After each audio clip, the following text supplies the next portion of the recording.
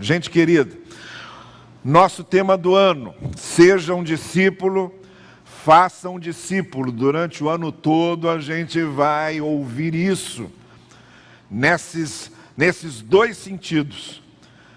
De que maneira nós podemos aprofundar a nossa consciência de discípulos de Jesus? Como é que nós podemos nos tornar melhores discípulos? E a segunda coisa é um desafio para que eu e você, durante esse ano de 2015, façamos pelo menos um discípulo para Jesus. A partir de hoje eu estou desafiando a nossa igreja, a mim e a vocês, para olharmos no nosso círculo de convívio, olharmos na nossa família, nossos vizinhos, nossos amigos, escolhermos quem nós queremos evangelizar ao longo do ano. É um ano inteiro para pelo menos fazer um discípulo. Quando eu estou falando em fazer discípulo, não é trazer para ouvir o sermão do pastor, não. É evangelizar, levar a pessoa a uma experiência com Jesus e depois trazê-la para professar a sua fé através do batismo.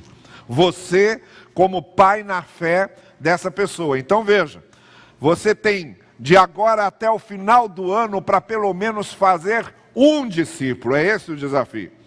De acordo com a parábola da semeadura, ou do semeador, para 4 terrenos, um só foi o terreno bom, os outros 3 não foram. Então até porque você pode começar a evangelizar alguém e não dar certo, você tem um ano para começar outra vez, tem um ano para encontrar alguém que possa, de fato, responder à sua evangelização. Você que é discípulo de Jesus, eu que sou discípulo de Jesus, estamos sendo desafiados a, durante esse ano, trazermos para as águas batismais um discípulo feito por nós.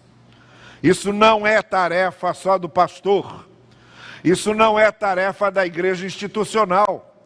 Isso é tarefa de cada discípulo. O ID de Jesus não foi dado aos pastores. O ID de Jesus não foi dado só aos professores de EBD. O ID de Jesus não foi dado só à liderança da igreja. O ID de Jesus foi dado a mim e a você, a cada um de nós. É a cada um de nós que Jesus está dizendo: vá e faça um discípulo. O desafio é que no final de 2015, você olhe para trás e veja quem você trouxe para Jesus. Veja essa pessoa discipulada, batizada e integrada na igreja. Esse é o desafio.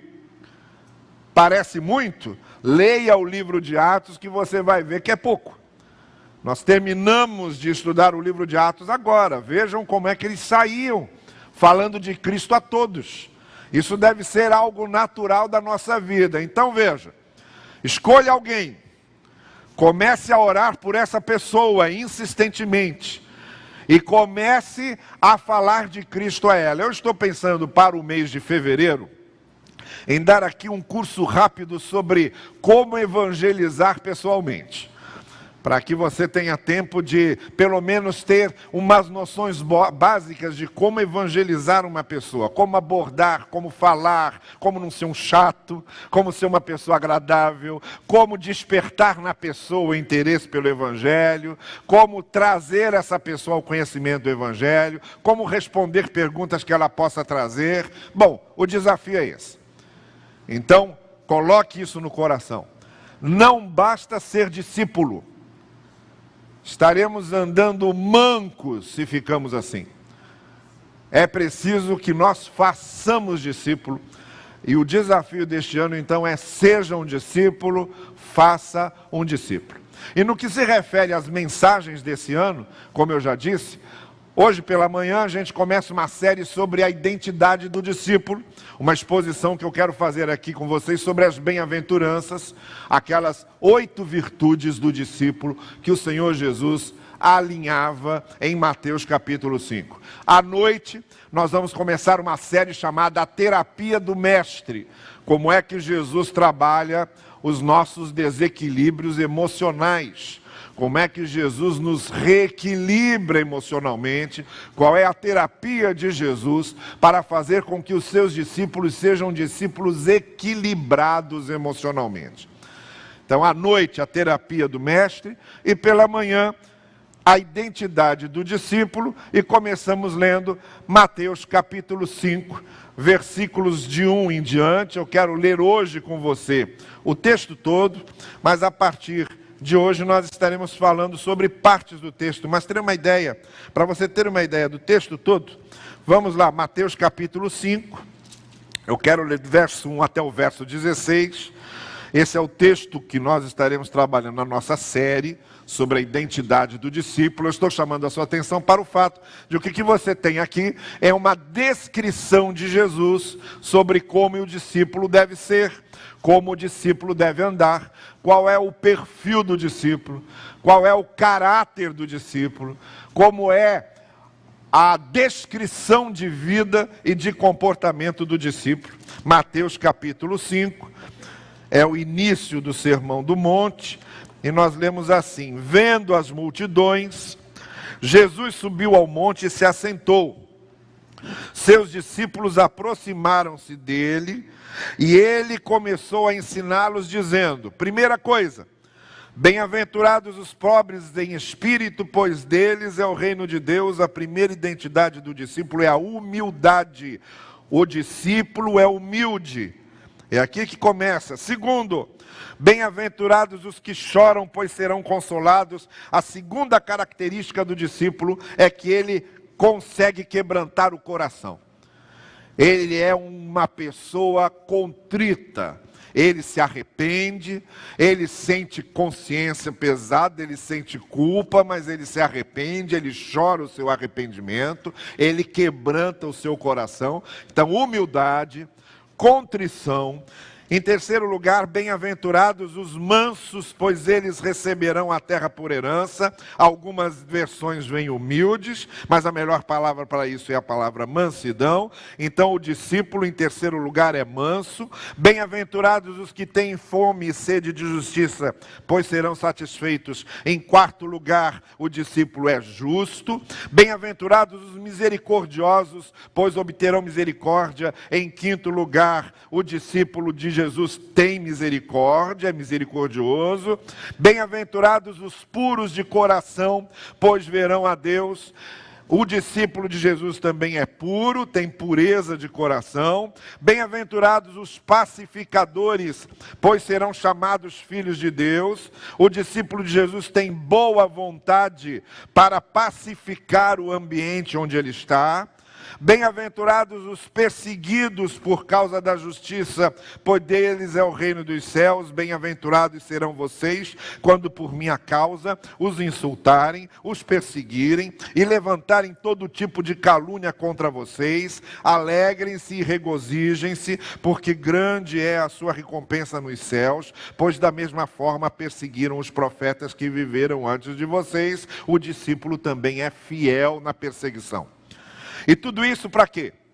Tudo isso porque vocês são o sal da terra. Se o sal perder o seu sabor, como restaurá-lo? Não servirá para nada, exceto para ser jogado fora e pisado pelos homens. Vocês são a luz do mundo. Não se pode esconder uma cidade construída sobre um monte. E também ninguém acende uma candeia e a coloca debaixo de uma vasilha. Ao contrário, coloca num lugar apropriado e assim ilumina todos que estão na casa. Assim, você sendo humilde, você quebrantando o coração, você sendo manso, você sendo justo, você tendo misericórdia, você sendo puro, você sendo pacificador e você sendo fiel, você vai brilhar. Então, se você é isso, que a sua luz brilhe diante dos homens, para que vejam as suas obras, vejam as boas obras, a sua boa conduta, a sua boa vida. Vejam que você é humilde, vejam que você é misericordioso, vejam que você é justo, vejam que você é puro, vejam que você é fiel, vejam que você é pacificador, vejam tudo isso, vejam as suas boas obras. E glorifiquem ao Pai de vocês que está nos céus. Esse é o texto com o qual nós vamos trabalhar nessa série sobre a identidade do discípulo. Mas hoje, nessa abertura, eu quero chamar a sua atenção para os 2 primeiros versículos, onde a gente lê: vendo as multidões, Jesus subiu ao monte e se assentou. Seus discípulos aproximaram-se dele e ele começou a ensiná-los. O Sermão do Monte é chamado de Sermão do Monte porque Jesus subiu um pouquinho acima do plano em que estavam os discípulos, no sopé de um monte, para ficar um pouco mais alto do que eles, tanto para que eles pudessem vê-lo, quanto para que sua voz pudesse se projetar com mais facilidade. Era um dos montes que ficava diante do Mar da Galileia, hoje numa região que é chamada de Tábiga, fica mais ou menos a sudoeste de onde fica a cidade de Cafarnaum, às margens do Mar da Galileia. Provavelmente, da altura em que Jesus estava, era possível ver as águas do lago ou do chamado Mar da Galileia, os discípulos sentados, Jesus um pouco acima e falando. Diz o texto que Jesus sentou, porque há aqui uma vinculação necessária feita com os rabinos. Todo rabino, quando começava a ensinar, ele se sentava e os seus discípulos, ou os seus epígonos, sentavam-se ao lado. Eu nunca mais me esqueci a palavra epígono.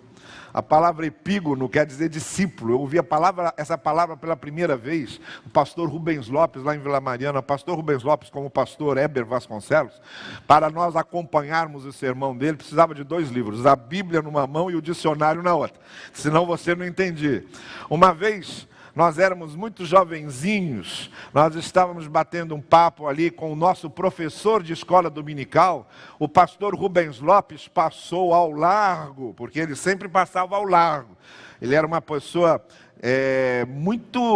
muito reservada, não é? Esse na minha vida toda, conversei 15 minutos com ele, foi muito, porque ele era extremamente reservado. Você dava 2 passos em direção a ele, ele se afastava 2 passos. Esse negócio de chegar e abraçar, nem pensar, não existia isso. Então ele ia passando ao largo, olhou para a gente e disse assim: um epícoro e seus epígoros. E continuou andando. A gente não entendeu nada do que ele quis dizer. Quando eu cheguei em casa, eu fui olhar no dicionário e descobri que Epicuro era o nome de um mestre, fundador do epicurismo, e que a palavra epígono se referia aos discípulos. Então o que ele quis dizer simplesmente, olha, um mestre com seus alunos. Mas como o pastor Rubens Lopes não fazia por menos, era um epícoro com os seus epígonos, assim como ele começava um casamento dizendo: estamos iniciando este epitalâmio para que todos tenham condições, e assim é. Então, uma das coisas, se você não aprendia a Bíblia, você pelo menos aprendia a língua portuguesa. Então Jesus reuniu os seus discípulos, ou os seus epígonos ao lado dele, ao sopé do que é chamado hoje, para quem vai a Israel, como nós vamos em março, e vamos nos aproximar lá do chamado Monte das Bem-aventuranças, ali próximo ao Mar da Galileia, ao Lago da Galileia, sentado como um mestre ensinando os seus discípulos. Mas há aqui uma coisa fundamental que devemos lembrar. O fato de Mateus salientar que Jesus subiu a um monte, ou colocou-se um pouco acima dos discípulos num monte, Mateus, que escreveu para os judeus, estava retomando a própria figura de Moisés. Moisés subiu ao monte para receber a lei de Deus, não é isso? Moisés subiu ao monte e quando desceu do monte trouxe a lei de Deus para o povo. E Moisés disse ao povo: Deus há de levantar um profeta maior do que eu para ensiná-los. E quando o evangelista Mateus faz questão de dizer que Jesus subiu ao monte para ensinar os seus discípulos, é como se Mateus estivesse dizendo: aqui está aquele de quem falou Moisés. Aqui está o novo Moisés, o profeta maior do que Moisés, e assim como Moisés trouxe a lei de Deus ao povo, este que é o novo Moisés, este que é o profeta maior que Moisés, também está no monte, diante dos seus ouvintes, ensinando os ensinos do Senhor, ensinando a lei do Senhor. Só que de maneira completa, como Jesus Cristo disse aos discípulos: eu não vim mudar a lei, eu vim aprofundar o conhecimento da lei, eu vim abrir os olhos de vocês, para que vocês não fiquem só na superfície da lei, mas para que vocês conheçam a lei toda, de maneira que vocês saibam que matar não é só tirar a vida de alguém, mas insultar alguém é matar, adulterar não é só se deitar para copular com uma pessoa, mas é também fazer fantasias na cabeça a respeito dessa pessoa. Então Jesus aprofundou a lei, dizendo: eu quero que vocês cumpram e vivam os meus ensinos como Moisés trouxe a lei para vocês. Então por isso Mateus coloca Jesus nesse que é chamado Sermão do Monte do Senhor Jesus Cristo. Mas há 3 expressões nessa abertura do texto, e é justamente sobre essas 3 expressões que eu quero falar com vocês hoje. Há 3 expressões nessa abertura do texto que são importantíssimas. A primeira expressão está aí logo no versículo 1, como eu disse: Jesus subiu ao monte, isto é, um discípulo precisa ter consciência da autoridade de Jesus para ensinar. Jesus sobe como um novo Moisés, Jesus é o porta-voz da palavra. Mais do que o porta-voz da palavra, Jesus é a própria palavra encarnada, pois João já havia dito: a palavra se encarnou, a palavra se fez carne. Jesus é o mestre por excelência. Se você pegar o livro de Lucas, você vai encontrar a palavra mestre aparecendo em diversas situações. Por exemplo, quando aquele jovem rico procura Jesus, ele diz assim: mestre, que hei de fazer para herdar a vida eterna? Quando os discípulos estão no meio da tempestade, eles acordam Jesus dizendo: mestre, você não está percebendo que estamos morrendo? Quando aqueles 10 leprosos chegaram perto de Jesus pedindo cura, eles disseram: mestre, cura-nos. Vejam que a palavra mestre significa uma autoridade à qual nós nos submetemos. Quer aprender sobre a vida eterna? Mestre, me ensine. Quer que ele acalme a tempestade? Mestre, há uma tempestade. Quer que ele promova um prodígio, uma cura? Mestre, cura-nos. Veja que em todas as expressões em que a palavra mestre aparece, o texto e o contexto se referem a uma submissão à autoridade. Então o texto está dizendo que Jesus subia ao monte para ensinar, porque ele tinha autoridade. E a primeira coisa que um discípulo precisa é submeter-se à autoridade de Jesus. Caso contrário, não terá interesse em saber o que ele ensina.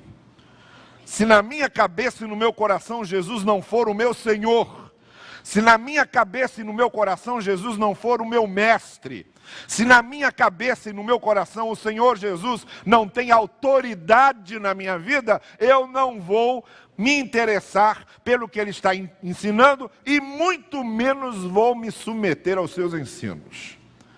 Então a primeira coisa que deve acontecer na vida de um discípulo, para que o discípulo aprenda a ser humilde, contrito, misericordioso, pacificador e todas aquelas coisas, aquilo tudo só vai acontecer no coração de quem olhar para Jesus e aceitar a sua autoridade.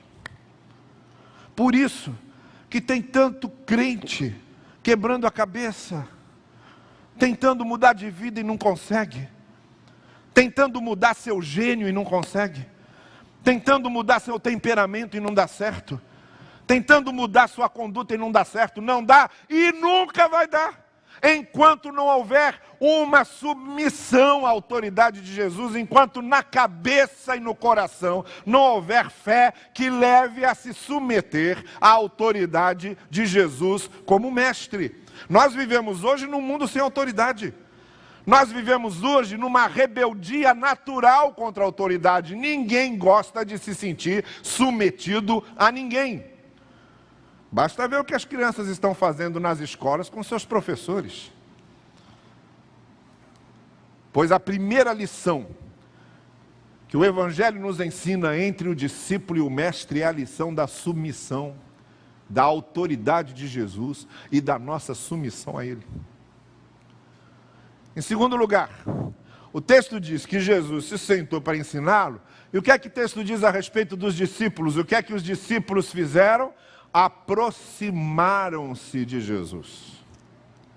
Estão percebendo?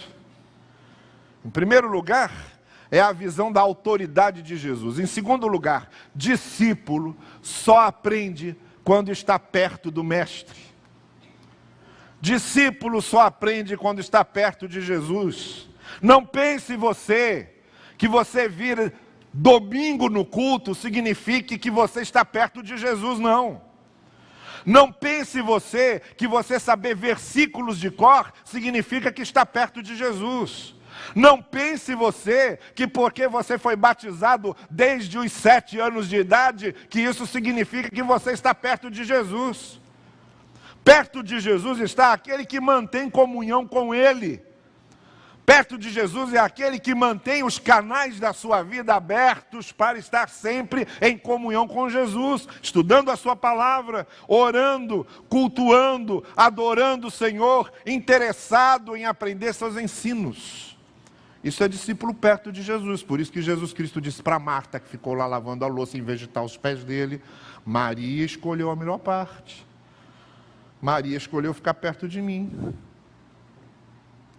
Por isso que Lucas, quando diz que Pedro negou Jesus, um pouco antes de narrar a negação de Pedro, disse que Pedro viu Jesus sendo preso e ficou seguindo Jesus à distância.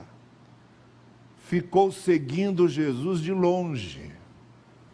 Logo depois, ele nega Jesus 3 vezes. É claro. Um discípulo que segue Jesus de longe, um discípulo que segue Jesus à distância, um discípulo que segue Jesus apenas institucionalmente, um discípulo que segue Jesus apenas mecanicamente, um discípulo que segue Jesus apenas por liturgia, um discípulo que segue Jesus apenas por ritual, vai negar a Jesus, vai se envergonhar de Jesus, vai tropeçar e vai cair, vai se afastar do Evangelho. Alguém que siga Jesus à distância, mais cedo ou mais tarde, vai se afastar de Jesus, porque nós só ficamos perto de Jesus quando nós nos aproximamos dele. Não há outra maneira. Então o Senhor Jesus sentou-se para ensinar, porque ele tinha autoridade para ensinar e o discípulo precisa se submeter à autoridade de Jesus. Em segundo lugar, os seus discípulos se aproximaram dele, porque não há como aprender com Jesus sem estar pertinho dele, sem estar em comunhão com ele. E aí o texto termina dizendo, no verso 2, que então Jesus começou a ensiná-los. Mas não ensinar como quem faz um discurso, ensinar no sentido de levá-los a viver o que eles aprendem. E essa é a terceira coisa que eu quero destacar hoje, para encerrar. Primeiro, a autoridade do mestre. Ninguém se torna discípulo de Jesus sem se submeter à autoridade do mestre. Segundo, ninguém aprende com Jesus sem estar perto dele, sem estar em comunhão com ele. E terceiro, Jesus ensina é para a gente aplicar. Jesus começou a ensiná-los, mas não era só um discurso, é para eles viverem. Tudo que se refere, o Sermão do Monte é uma questão de comportamento, de conduta, de vida. Não há nada no Sermão do Monte que se refira só a discurso e a palavrórios. Se refere apenas à vida, a ações, a gestos. O discípulo coloca em prática o que Jesus ensina. Por isso que o melhor resumo do que Jesus veio fazer está em João capítulo 10, verso 10. Eu vim para que vocês tenham vida e tenham vida plena. Ele não disse, eu vim fundar uma religião. Ele não disse, eu vim fundar uma igreja institucional. Ele não disse, eu vim escrever um credo. Ele não disse, eu vim escrever uma confissão de fé. Ele não disse, eu vim escrever um discurso. Ele não disse, eu vim entregar um folheto. Ele não disse, eu vim cantar para vocês. Ele disse, eu vim trazer vida. Eu vim trazer vida para vocês, para que vocês vivam o que eu estou trazendo, para que vocês vivam o que eu estou ensinando. O discípulo reconhece a autoridade do mestre, o discípulo está perto de Jesus para aprender, e um discípulo coloca em prática o que Jesus ensina, vive o que Jesus está ensinando. Caso contrário, ele é qualquer outra coisa menos um discípulo. De maneira que nós estamos começando aqui a falar sobre a identidade do discípulo de Jesus, a partir das 8 virtudes, ou das 8 bem-aventuranças que encontramos no prólogo, ou na abertura desse Sermão do Monte, e logo aqui, nesses primeiros versículos, a gente já pode distinguir o retrato de um discípulo. Se o nosso tema é seja um discípulo, a primeira coisa que devemos nos perguntar é, eu sou um discípulo? Eu sou de fato um discípulo de Jesus nesses moldes, nesses parâmetros, nesses paradigmas que a palavra de Deus está me revelando? Eu sou um discípulo de Jesus, eu tenho a cara do discípulo, eu tenho o jeito de viver do discípulo, eu tenho o andar do discípulo. Seja um discípulo. Para fazer um discípulo, primeiro você precisa ser um discípulo. E é aqui que nós começamos, sendo um discípulo, de acordo com o retrato que o Senhor Jesus dá de discípulos, para que eu e você possamos olhar para nós mesmos e dizermos, eu sou de fato um discípulo do Senhor Jesus. Que o Senhor assim nos abençoe. Amém? Vamos ficar em pé e vamos cantar este hino que está impresso em nossa ordem de culto e que é a nossa oração e a nossa decisão. Mais de Cristo eu quero ser, mais de Cristo eu quero ter, mais de Cristo eu quero viver. Esta é uma oração. Esse é o momento da nossa decisão pessoal. Não há mensagem que não seja um desafio do Senhor para a nossa vida.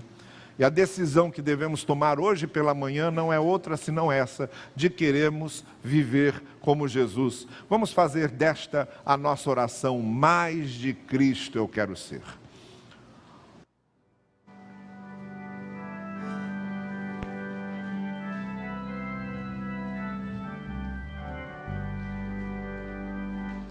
Mais de Cristo quero ver, mais do seu amor obter, mais da sua compaixão, mais da sua mansidão, mais de Cristo, mais de Cristo. Mais do seu amor.